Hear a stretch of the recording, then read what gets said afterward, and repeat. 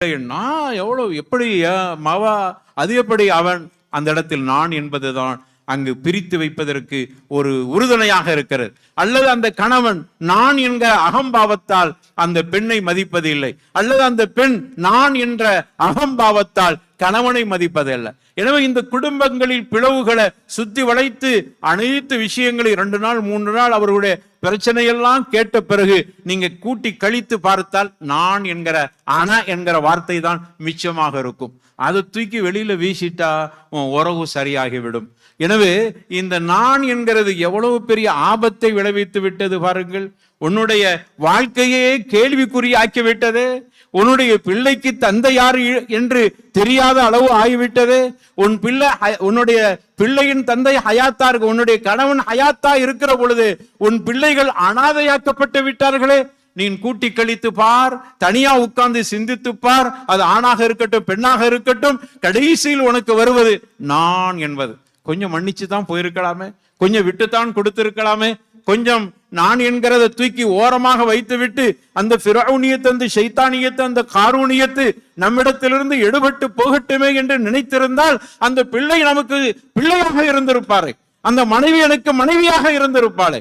இன்று நான் என்கிற காரூனியத்து தானே என்னை பிரித்து வைத்து விட்டது என்று ஒவ்வொரு ஆணும் அல்லது ஒவ்வொரு பெண்ணும் அல்லது குடும்பத்தினுடைய தலைவர்கள் இப்படி நினைத்து பார்த்தால் தங்களை மாற்றிக்கொள்ள முடியும். எனவே நான் என்கிறது அவ்வளவு பெரிய ஒரு பாதிப்பையும் ஆபத்தையும் ஒரு ஹத்தீரது ஒரு அக்தரது சாதாரணமானதல்ல, மிகப்பெரிய அபாயத்தை கொடுக்கிறது. எனவே தான் நிறைய குடும்பங்களில் பிளவுகள் வருகிறது. அடுத்து 5வதாக நான் என்பது பிடிவாத குணம். அதனால தான் நிறைய பேர்கள் பாருங்க பெரிய மனிதர்களாக இருப்பார், நிறைய படித்திருப்பார், அவர்கிட்ட நிறைய அறிவு இருக்கு, மாஷா அல்லா தபாரக் அல்லா, அழகா பேசுவார். ஆனா அவர்கிட்ட போய் சில நேரங்களில் அணுக முடியாத நிலை. காரணம் அவர் சில விஷயங்களில் பிடிவாதமாக இருக்கிறார். மார்க்கத்தில் அப்படி இருக்கிறது, மார்க்கம் வலியுறுத்துகிறது. நான் மார்க்கத்தை சொல்லவில்லை, மார்க்கத்தில் பிடிவாதத்தை சொல்லவில்லை. ஆனா துனியாவுடைய விஷயத்தில் பிடிவாதம், அவருடைய அந்த திறமையும் அவர்கிட்ட இருக்கக்கூடிய அந்த ஆற்றலும் அவர் பல நேரங்களிலே பிடிவாதத்தின் பக்கம் செல்கிற ஒரு நிலைக்கு ஆக்கி விடுகிறது. அதே போல நான் என்கிற ஆபத்தான விஷயம் எவ்வளவு பெரிய ஒரு நிலையை உருவாக்கி விட்டது என்றால், பல நேரங்களில அவர் தன்னை பரிபூர்ண மனுஷனாக நினைத்துக் கொள்கிறார். அதனால கல்வி கற்பதெல்லாம் அவருக்கு அவசியமே இல்லை. நான் தான் எல்லாம் தெரியுமே, எதுக்கு படிக்கிறது, எதுக்கு கல்வி கற்க வேண்டும், இவங்கள்ட்ட படிச்சு என்னத்தை படிக்க போகிறோம். எனவே அந்த கற்பது கூட தடைபடுகிறது. நான் என்கிற சிந்தனை வந்து விட்டால் கற்பதற்கு தடையாகி விடுகிறது.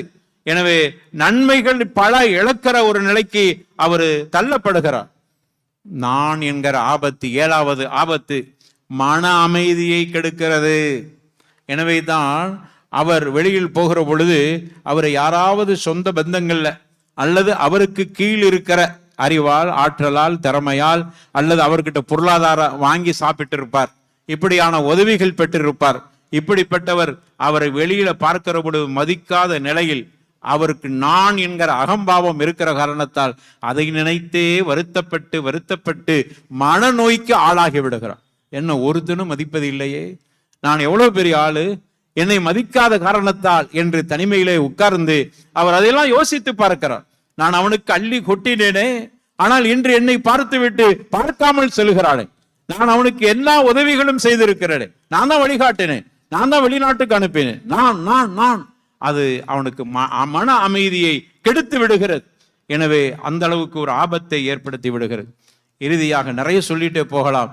இறுதியாக நான் என்கிற அகம்பாவம் அவன் சில தவறுகள் செய்கிற பொழுது திருந்ததற்கே வாய்ப்பில்லாமல் ஆகிவிடுது. ஏன்னா அவன் நினைக்கிறான் நான் சரியாத்தான் இருக்கிறேன், தவறுப்பா அப்படின்னு சுட்டி காட்டுகிற பொழுது தவறு என்று சுட்டி காட்டுவதற்கு இவனுக்கு என்ன தகுதி இருக்கிறது, நான் மிக சுத்தமானவன் என்கிற இப்படிப்பட்ட அந்த நிலைக்கு அவனை தள்ளி அவனை திருந்த முடியாத அளவுக்கு ஆக்கி விடுகிறது. எனவே தான் இன்னைக்கு சமூகத்தில் பார்க்கிறோம், பெரிய நல்ல பணிகளை செய்தவர்கள் கூட கடைசியில் இழிவாக்கப்பட்டு விடுகிறார்.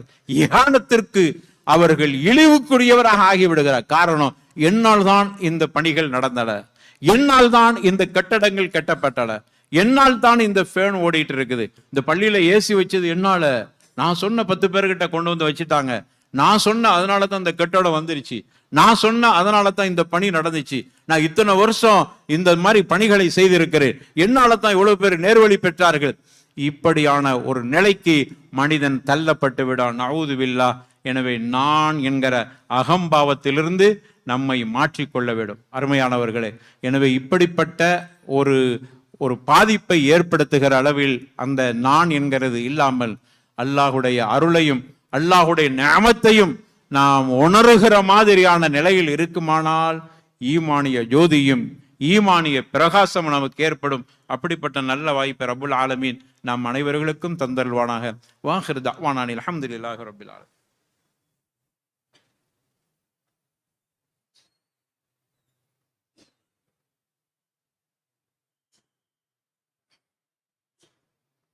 அல்ஹம்துலில்லாஹ் வஸ்ஸலாத்து வஸ்ஸலாமு அலா ரசூலில்லாஹ் வ அலா ஆலிஹி ஹிஸ்பில்லாஹ் வ அஸ்ஹாபிஹி ஜுந்தில்லாஹ் அம்மா பஅத்.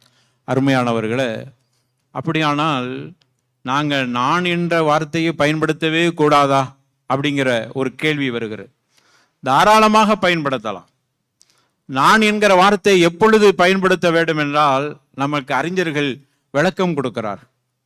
அறிஞர்கள் நமக்கு விளக்கம் கொடுக்கிற பொழுது பொறுப்புகளை சுமந்து கொள்கிற சந்தர்ப்பத்தில் நான் என்கிற வார்த்தையை பயன்படுத்தி கொள்ளலாம்.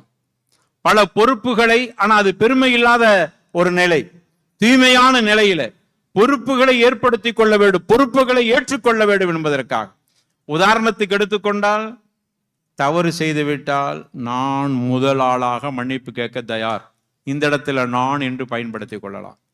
தவறு நடந்திருக்கிறது, நான் முதல் ஆளாக அதுக்கு மன்னிப்பு கேட்பதற்கு தயாரா இருக்கிறேன். ஒரு 8 பேர் 9 பேர் கமிட்டியில இருப்பான், அதுல யாரோ ஒருத்தர் தவறு செஞ்சிருப்பார். அப்படி செய்திருக்கிற பொழுது அந்த கமிட்டியில் உள்ள அவ்வளோ பேரும் குற்றவாளிகள் தான். கண்டும் காணாமையும் எனக்கு தெரியாது, எனக்கு தெரியாம நடந்துருச்சு அப்படிலாம் சொன்னா மனுஷன்ட்டு சொல்லி ஏமாத்திக்கலாம். உங்களுடைய பவரை, உங்களுடைய அதிகாரத்தை வைத்து அவர் அதுக்கு பிறகு திருப்பி கேட்க முடியாது. ஏன்னா நீங்க தான் சிறந்த ஆள் ஆயிட்டு. அல்லாஹ் கிட்ட அப்படி சொல்ல முடியாதுல்ல. அப்போ அந்த மாதிரி நேரத்துல நான் முதல் குற்றவாளி, நம்ம செஞ்சிருக்க மாட்டோம், ஆனா நம்முடைய பார்வையில் அல்லது நம்முடைய பார்வைக்கு அப்பாற்பட்டு நாம் நிர்வாகத்தில் சம்பந்தப்பட்டிருப்போம், குற்றம் நடந்திருக்கும். நான் முதல் குற்றவாளி, நான் அந்த இடத்தில் சொல்லுங்க, அதுக்கு இஸ்லாம் அனுமதிக்கிறது. அதே போன்று யாராவது உங்களுக்கு குற்றம் செய்து விட்டால் நான் முதல் ஆளாக அவரை மன்னிக்க தயார் சொல்லுங்க. எத்தனை குடும்பம் உறவுக்கு வந்துவிடும், எத்தனை குடும்பங்களுடைய பலாய்கள் நீங்கிவிடும். நான் முதல் ஆளாக மன்னிப்பு கேட்க தயார். தாய்மார்களே, உங்களை தான் குறிப்பாக சொல்கிறேன், இந்த விஷயத்துல நீங்க இன்னும் கொஞ்சம் கவனம் எடுத்துக்கொள்ளும். ஆம்பளையாவது நம்ம பேசிக்கிறோம், கொஞ்சம் சலாம் சொல்லிக்கிறோம், பள்ளியில எப்படியாவது பார்த்துட்டா 2 தடவை 3வது தடவை மனசே நமக்கு இறங்கி போயிடும். பார்த்து சலாம் சொன்னா நம்ம அலைக்கும் சலாம்னு சொல்லிடுவோம். பெண்கள் கொஞ்சம் கூடுதல் இந்த விஷயத்துல கவனம் எடுத்துக்கொள்ள வேண்டும். முதல் ஆளாக நான் மன்னிக்க தயார். அதே போன்று எந்த இடத்தில் நான் என்கிறதை முதன்மைப்படுத்த வேண்டும் என்றால், நல்ல விஷயங்களில் நான் முதல்ல செய்கிறேன், நான் முதல்ல வருகிறேன் என்கிற இந்த மாதிரி விஷயங்களில் நான் என்பதை பயன்படுத்திக் கொள்ளலாம். அபூபக்கர் சித்திக் ரலியல்லாஹு அன்ஹு, சையதனா அபூபக்கர் சித்திக் ரலியல்லாஹு அன்ஹு, சித்திகுல் அக்பர் அவர்கள் நான் என்கிற வார்த்தையை எந்த இடத்தில் பயன்படுத்தினார்கள் பாரு. ரசூலுல்லாஹ் ஸல்லல்லாஹு அலைஹி வஸல்லம் ஒரு முறை ஃபஜ்ர் தொழுகை முடித்த உடனே அங்க உட்கார்ந்து இருக்கிறாங்க, தோழர்கள்ட்ட எல்லாம் பேசிட்டு இருக்கிறாங்க. அப்படி பேசிட்டு இருக்கும்போது கேட்டாங்க, மன் அஸ்பஹ மின்குமுல் யௌம ஸாயிமா கேட்கிறாங்க. அபூ ஹுரைரா அறிவிக்கிறாங்க ரலியல்லாஹு அன்ஹு, முஸ்லிம் என்கிற கிரந்தத்துல பதிவு செய்யப்பட்டிருக்கிறது. இன்று உங்கள யாரு நோன்பு சுன்னத்தான நோன்பு வச்சிருக்கிறான்னு கேட்கிறாங்க. அபூபக்கர் சொன்னாங்க, ஆனா யா ரசூலுல்லாஹ், நான் அப்படின்னு அவங்க சொன்னாங்க ரசூலுல்லாஹ் கேட்கும்போது. அதே போன்று அடுத்து கேட்டாங்க, மன் தபிஅ மின்குமுல் யௌம ஜனாஸத்தன், இன்னைக்கு யாரு ஜன்னாஸாவில் கலந்து கொண்டவர் யார், அதை பின்தொடர்ந்தவர் யார் என்று கேட்கிற பொழுது அபூபக்கர் சொன்னாங்க, நான் என்று சொன்னார். அதே போன்று மன் அத்அம மின்குமுல் யௌம மிஸ்கீனா, இன்னைக்கு ஏழைகளுக்கு உணவு கொடுத்தது யார், அப்பொழுது சொன்னார்கள் அபூபக்கர் சொல்றாங்க நான் என்று சொன்னார். யார் மன் ஆதா மின்குமுல் யௌம மரீதா, நோயாளியை இன்னைக்கு சந்தித்து வந்தவர் யார்? ஆனா யார் ரசூலுல்லாஹ், நான் என்று சொன்னார். அப்பொழுதுதான் ரசூலுல்லாஹி ஸல்லல்லாஹு அலைஹி வஸல்லம் சொன்னாங்க, மஜ்தமஅனா ஃபீ இம்ரிஇன் இல்லா தஹலல் ஜன்னஹ். அனைத்து நல்ல காரியங்களும் ஒரே நேரத்தில் ஒன்றிணைந்து செய்தவருக்கு சொர்க்கம் கிடைக்காமல் வேறு என்ன கிடைக்க போகிறது? ஏனென்றால் ஒரே நாளிலே அவ்வளவு நல்ல மொழி செஞ்சிருக்கிறார். அனைத்திலும் அவர்தான் நான் என்று முந்தி நிற்கிறார். எனவே நல்லவைகளில் நான் என்று முந்தி வாருங்கள். அது ஏற்றுக்கொள்ளப்படுகிற, அது ஈமானுக்கு ஒளியை கொடுக்கிற, அது ஈமானிய சிந்தனையை அதிகரிக்கிற ஒன்றாக இருக்கிறது. அதை விட்டுட்டு சும்மா வீண் பேச்சுக்கு நான் அதை செய்தேன் இதை செய்தேன், நான் தான் அந்த காலத்துல அப்படின்னு ஆரம்பித்து உங்களுடைய பெருமைகளை பேசி ஷைத்தானியத்தும் ஃபிரௌனியத்தும் காரூனியத்தையும் உங்களுக்குள்ளேயே வளர்த்துக்கூட. காரூனை எங்கேயும் பார்க்க தேவையில்லை.